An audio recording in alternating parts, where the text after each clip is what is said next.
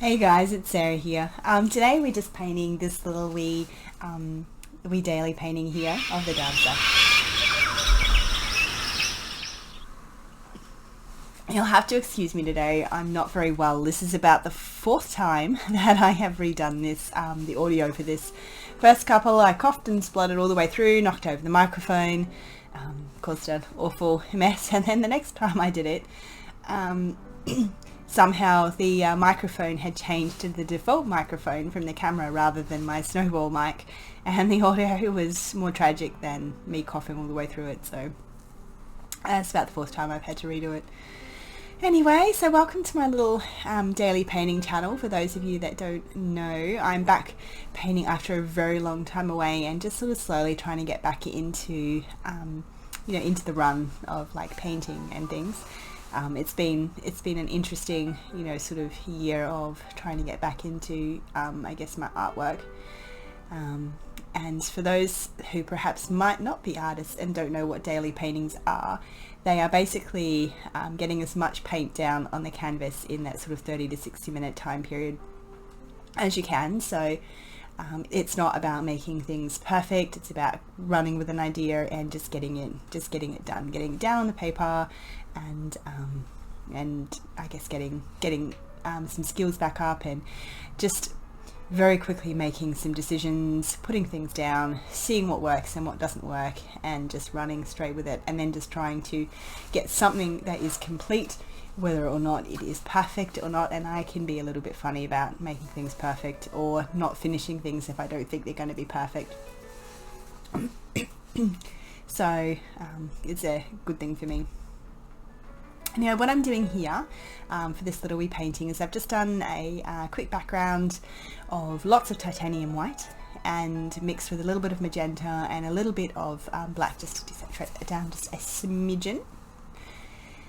And here I'm just popping in a black dance floor. So I wasn't quite sure, even when I started this painting, about quite where it was going to be situated. I knew I wanted to do a dancer in the middle, and I was just kind of running with whatever it was just to figure out what I was going to do. In the end I've decided to go with a black dance floor, sort of I guess on the theatre stage, so rather than like a classroom or something like that. So that back wall being like the backlit white backdrop of a theatre, and the dancer is just practicing on the stage, just probably all dressed with her makeup and hair done, but just wearing a leotard and tights and shoes, and with the ballet bars out on the stage. So all the main lights and things aren't on coming down like on the black side of the stage, but there'd be a few little bit of lights coming through, but not heaps, but most of the lights coming from directly behind on that big white backdrop. I wasn't really paying too much attention to all that kind of stuff because this is just a quick daily painting. The whole idea is just to get as much down on that canvas as you possibly can, I guess. And just popping in little bits of this and that. On the side of the stage there's always lots of stuff going on. There's doors out into the dressing rooms, and lights in the booths, and there's always little bits and pieces floating on, even when those big lights aren't on. So there we go. Again, I'm sorry I sound a little bit dodgy today. I feel a little bit dodgy. Had to go and get a lovely swab, and I swear to God, the nurse that did the swab today, well, if there was anything in there, believe you me, she got it, because wow, I've had a couple of swabs over the last few months, and that was most definitely, we'll go for thorough. Yeah, I'll go for thorough. Like, oh, I don't like things going, yeah, anyway. But these things you must do. When I was painting this, I assume I caught this off the baby, and she was asleep while I was doing this, so I only had like a very short amount of time to paint this painting, because she was asleep. And those of you with small children who go to daycare, you get sick a lot too, but also you're never quite sure how long you're gonna have before they wake up, so It's actually quite good practice doing my daily paintings while she's asleep, because I know I have to get it done. Otherwise I won't get finished. And yeah, so it's all good fun. I'm supposed to be working tomorrow too. I'm like, oh, can't. I don't even think I could pretend I'm not sick tomorrow. Like, I've had heaps of medicine today to try and make me feel a little bit better, and I'm just coughing and spluttering, and anyway, it's allergies. It doesn't really work well, you know. And I think what I was just doing there is just popping in a little bit of my medium just to smooth everything all out a bit. I'm just playing with those lights. I wasn't quite sure where I wanted the light to come from, and because I wasn't putting shadows on the back wall, I didn't want to have too much light down here, because that would mean that there was a lot of light down there and she'd have to end up with, you know, some degree of shadowing somewhere, and I didn't want to do that because I didn't have time. So I was just playing around a little bit there with that floor. It does pick up a lot of different lights and things. And I know there's a little bit of black paint on that little backdrop there, which I know I go back and get rid of at some point very soon. But anyway, thanks for popping along and watching my channel. I'm going to be doing lots of these little daily paintings, and then hopefully some bigger ones and things on here as well. I do I guess lots of more abstract pieces as well. I haven't quite figured out exactly what I want to paint yet, so I'm just playing, and the daily painting is really good because it's just getting paint on canvas and just getting me back used to painting, which I haven't. So I really recommend you know, the concept of little daily paintings. I'm doing a video on that coming up soon, on why I do daily paintings and some of the things that aren't amazing to do with daily paintings. So one of the big ones, of course, is that people who are watching these videos who might not be aware of what a daily painting movement is, or, you know, aren't artists or anything like that, might think, oh, that's best effort. It's not really. It's kind of the whole point. Anyway, so I let that dry in the background, and then as you can see there, I've just pulled over the an outline of the dancer. And first thing I'm doing in there is I'm just popping in a quick little ballet bar there with just some yellow ochre and black, and a teensy little bit there of the medium too. I think you can just see, just to try and make it a little bit more slippery. And this didn't work very well because that paper was just budging. I really should have used tape or a piece of card. It just wasn't quite as smooth as I wanted it to be.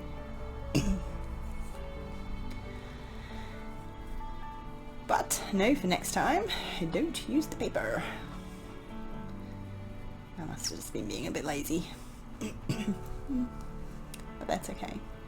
Anyway, so what I'm going to be doing with this little dancer in the middle here is quite a lot of you know, like silhouette shapes and things that you can get around.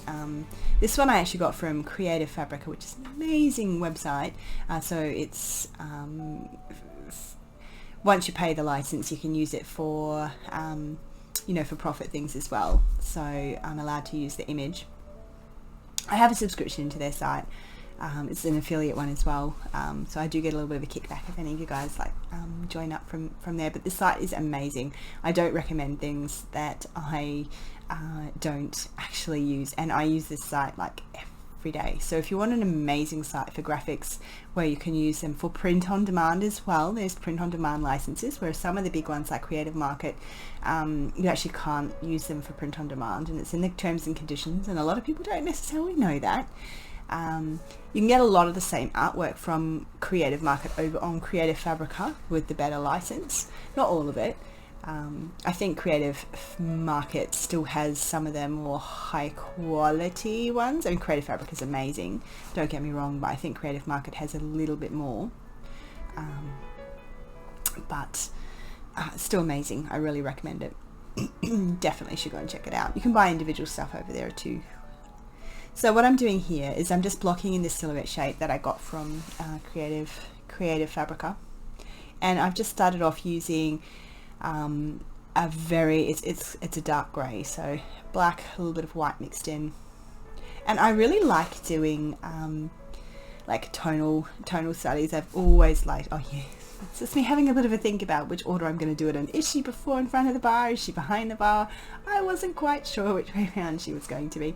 And I was just making that decision in the middle of the thing. I don't know why I'm still holding my finger there. Anyway, yeah, there we go. I've decided that she's going to be, yeah, in front of the bar. Because I wasn't sure, like, from that angle, apart from where the thumb is, she could be either facing forward or facing backwards. So in this particular case, with the way the thumb and everything is sitting on that bar, she's facing towards the back, so we can see the back of her head rather than the front. So important to know, because I'm about to start putting some lights in. Yeah, what I was saying is I like to work with, say, like tonal studies. So instead of starting off just blocking down color, I like to put the darks and the lights down, so you can have an idea of those, you know, the tones and things in the paint, or, you know, the darks and where the lights are, where the shadows, where are the highlights, where are the mid-tones going to be, so you can have a look to see if the composition is going to work.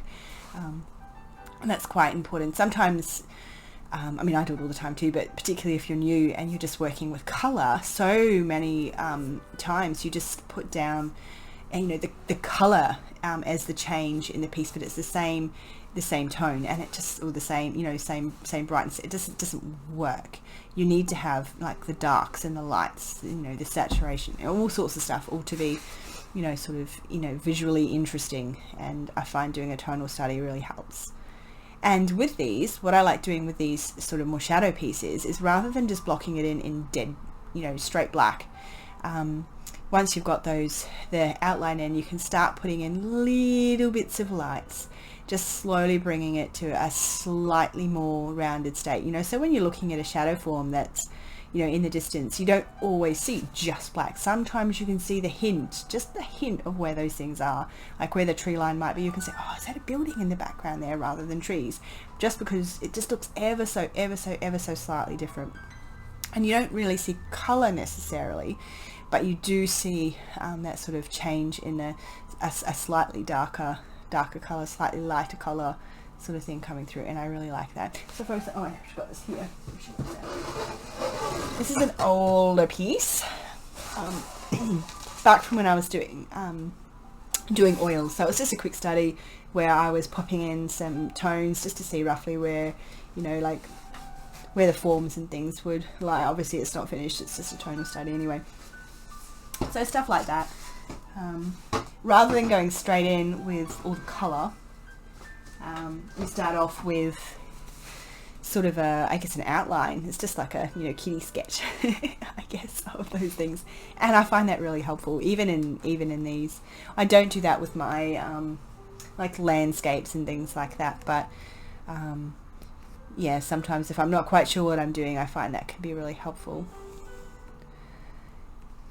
Obviously I'm not doing that here. I'm kind of starting with the darks and then slowly putting in the little bits of lights. But if you start with the main sort of kind of shapes and just slowly block in, oh, there's going to be more light down this side and more light down this side and things like that, it's quite useful.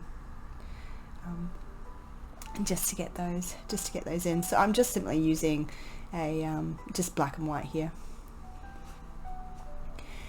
And just sort of exactly figuring out exactly how she's going to be standing. And you'll notice in the, like, I haven't fixed it because it was a daily painting, but just on, where is it, just on this side here, there's just still a little bit of an error. Like, I've gone back in and I've painted over it. I really ought to have gone back in and done another little coat on that. So it's really hard to catch that, so you don't see the light sort of shining off that there. But that's the finished piece, how it looks like. It's just a 5x7 small piece. You can see it's a little bit, the color and I haven't quite got the lighting right in this studio yet. It's driving me crazy. You can see this really hideous color wall here that we have, which is causing some grief as well with the light and things, versus the white or nearly white ceiling up the top there. So we've got some painters. We're gonna get it all repainted and things. which will help a little bit. And I need to get my lights sorted. So these are my my photography lights. They do have a daylight 54k bulb in them, and this little wee one here, which I got from Bunnings. It's a little work light from Bunnings. It's only like 20 bucks or something, and it is daylight bright. Not, I don't know why they don't make more of those. It's such a, you know, a more pretty light than, you know, you go and get light bulbs and they're cool or they're warm. There's nothing, you know, nothing really in the middle. But that one from Bunnings is a daylight color, which is really, really good. And it is taped to a piece of wood that's held in with hand weights. Those little green, there we go, green weights there, holding the wood beam over the top of there. It's not ideal, but we're getting there with a few things, getting it all reset back up. And my camera is actually taped to another piece of wood, which runs between this box here and this box here. So these two boxes in there, which is great. Not at the moment, I'm currently doing some little cloud studies, so that's going to be coming up in the next week or so. So I'm doing, while we're fussing about with all that,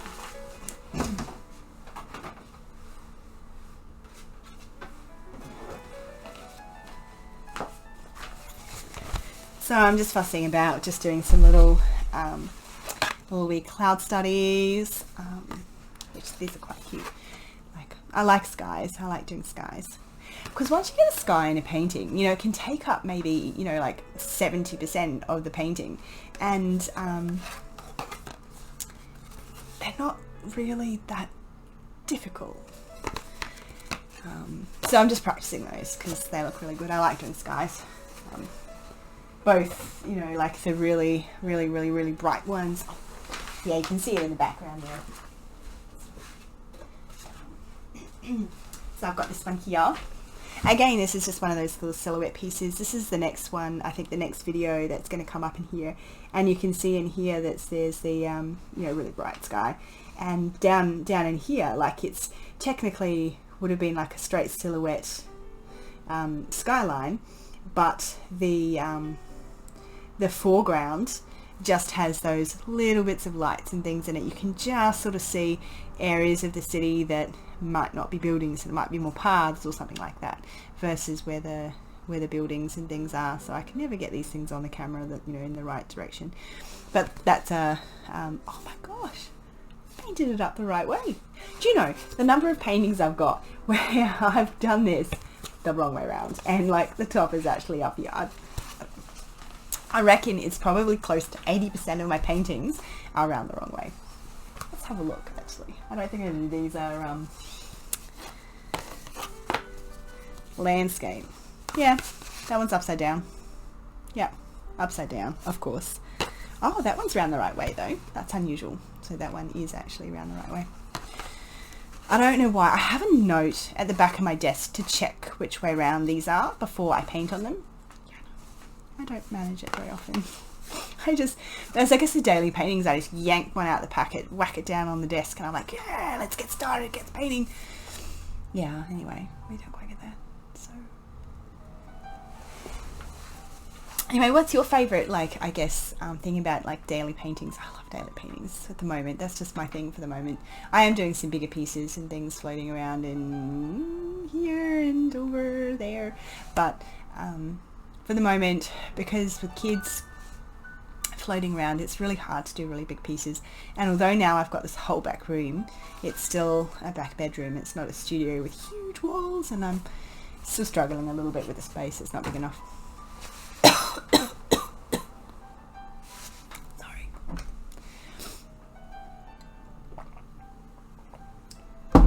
I hate being sick. I don't do sick very well. Anyway, I guess we're getting close to the end here, and I'm just sort of, well, it's not quite near the end, but anyway, fiddling in a few things and putting the lights in where I think they need to go. Also, like, it's not, sometimes you have to take a little bit of artistic license with that just to make shapes a little bit clearer than they would have been actually, because I guess it's artistic license, isn't it? You want to make some things clear, some things that might have been a bit ambiguous in, you know, in real life or whatever it might happen to be. You need just to define them that little bit more, or, you know, make the distinction between them that little bit clearer, because they look weird, you know, in an art piece. Had I had more time to go back and, you know, spend some more time on this, I would have fixed up particularly that arm there. It's just not quite, it looks a little bit better on the actual piece than it does on the screen there, to be fair, but it's just not quite, I don't know if you can quite see, you can sort of see that little bit more distinction between arm and bar, whereas you can't quite see that very well on the camera in there. And obviously I really needed to go back and fix up that front side of the dancer's body, and that's me there just putting in the little bit of light hitting that back of the leotard that would be on there, that v-neck sort of back on the leotard. Again, possibly something that you might not necessarily have seen quite as clearly, but I put it in because I just wanted to, as you can see, just sort of, you can see the dancer that little bit more clearly just by putting in that little back lip on the on that leotard. I was really struggling there too, because I just didn't want to put two great big white dots on her bum cheeks there. You know, I was like, oh yeah. Anyway, which, I mean, technically you would see a little bit there, and I'm like, oh, you know, it just felt weird. Anyway, so just having a bit of a look and see. Technically, also a little bit up by the ankle. Her fingers are around behind the ankle, but whether I should have made that just the teensiest little bit bigger in the painting, you know, just to make that a little bit clearer, might have been a little bit better too. But as I said, it's a daily painting. I only had a little bit of time to do it. And then just with the hair, I definitely made that a little bit more, I guess, pronounced than maybe it should have been. She's wearing a little star shape or a little crown hair sort of headpiece up in the top up there. And then her hair is in a low sort of caul bun, sort of down down here. And I was struggling just getting that in looking right and just not looking like I've made her have two heads. She's just not supposed to have two heads.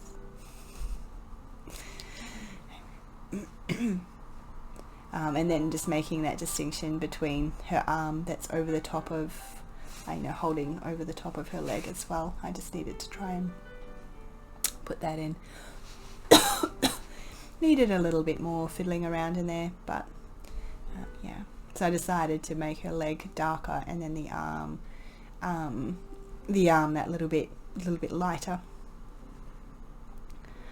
And I really don't think I can do this for a fifth time, so whatever this audio comes out is what you're kind of going to get, because my voice is really hurting now after fourth time running through this with everything going on. But please, I'd really love it if you would subscribe up to my channel. It means a lot to me. I'll come over and check out your channels. If you're a if you're an artist, I like looking at what other people do around the YouTube sphere. Because I'm just a, you know, I paint at home. I don't go to, you know, art clubs and everything anymore. I used to do classes and things, but I don't do any of that stuff anymore, so I don't get to talk to a lot of people who do a lot of arty stuff other than, you know, YouTube and on the webosphere. So, you know, say hi.